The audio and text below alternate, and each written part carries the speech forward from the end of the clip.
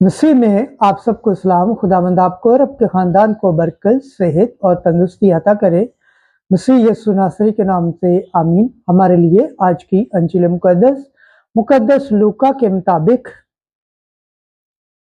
17 बाब 5वीं से 10वीं आयत तक। काश तुम में ईमान होता। एक दिन रसूलों ने खुदावंद से कहा कि हमारा ईमान बढ़ा।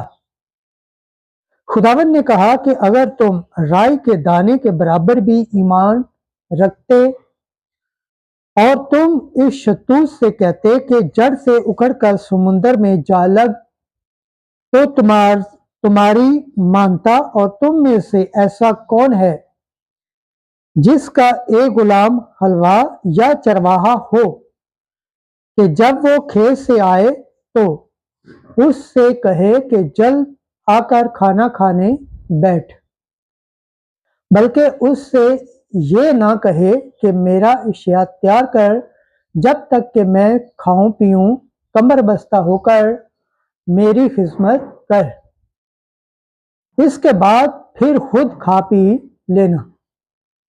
क्या वो उस गुलाम का इसलिए एहसान मानेगा कि उसने हुक्म की बातों की तकमील की? इसी तरह उन सब बातों की तकमील के बाद जिनका तुम्हें हुक्म हुआ, तुम भी कहो कि हम निकम्मे गुलाम हैं।